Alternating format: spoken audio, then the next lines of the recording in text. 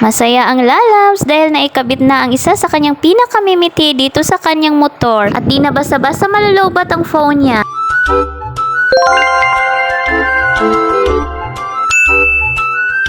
Hello, hi guys! At ito nga ay meron tayong parcel na dumating ngayon. Ito ay ang parcel na pinakahihintay ng aking mahal na asawa. Cheers! Ayan, so ito na at bubuksan na natin. Wag na nating patagalin pa.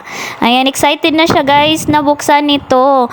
Nung nakarang araw pa niya ito gustong pabuksan dahil gusto niya na daw talagang ikabit ito sa kanyang motor. At alam niyo ba kung ano ito? Tcharan! Wow! Ito ay ang kanyang motorcycle USB multifunction phone charger. Wow! Sa wakas at na-unpouch niya na din ito guys. Excited na talaga siyang maikabit ito. Ang bongga naman pala nito dahil may kasama pang cigarette lighter. Inikot-ikot pa nga ni Habi dahil di niya alam kung ano ito. At ito may kasama na ding mga accessories. Complete set na nga ito kaya naman wala ka nang poproblemahin pa.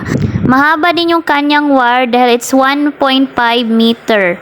May switch siya at dalawang USB charger ang meron dito. May show time and adjust time din kaya naman approve na approve kay Habi. So ito na yung complete set ng ating high fast charger plus cigarette lighter USB multifunction phone charger for motorcycle. So sa ating mga minamahal na riders, mas maigi may mga ganito kayo.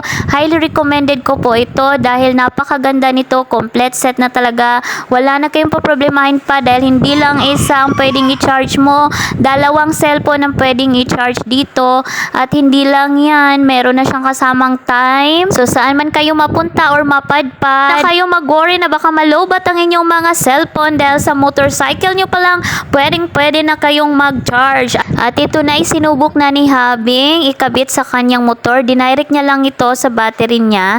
So ito yung wire niya guys, sobrang haba din talaga ng wire. Kaya dinirect niya na lang sa battery. So ito siya, yan. So may switch siya dito. Turn on and turn off. Ayan. So yan sa voltmeter niya. And tingnan ninyo may dalawang USB port dyan. So dalawang cellphone talaga ang pwedeng i-charge. So subukan niya na yung kanyang charger. Charan! Hindi pala ito yung charger ng phone niya. Hindi pala ito yung USB cord. Ayan, kunin niya muna yung charger ng phone niya. So ito na guys. Final na ito. Nawawamali tayo din. Ito na. So ito na, chinarge niya. Oh, kitang-kita nyo naman. It's charging. Wow! Ayan. Approve na approve kay Habi. Yay! At ngayon, ikakabit niya na muna yan dyan, guys, sa unahan ng kanyang motor. Hala, nagki-Candy Crush yan. Pakita natin. Candy Crush. Ayan, oh. Ayan, nagcha-charge talaga siya. Ayan, perfect na perfect ito sa ating mga riders, guys. So, ito na siya, guys. Naikabit niya na din sa wakas dito sa unahan ng kanyang motor. Dito sa ilalim. May dalawang saksakan siya. Ayan. Dalawang saksakan ng charger. Tapos, ano ito, mahal? Yan yung daga ng voltmeter. Sa voltmeter. Tapos, ito on and off. Tapos, ayan siya.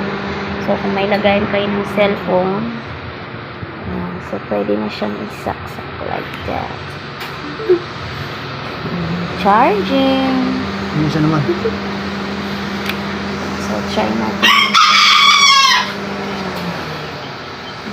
So, it's charging. Ayan, at may isang rider na masaya na naman. Happy ang Lalabs. Ready to rides na siya, guys. That's all for today's video, guys. See you again on our next vlog. Bye-bye for now. Follow for more.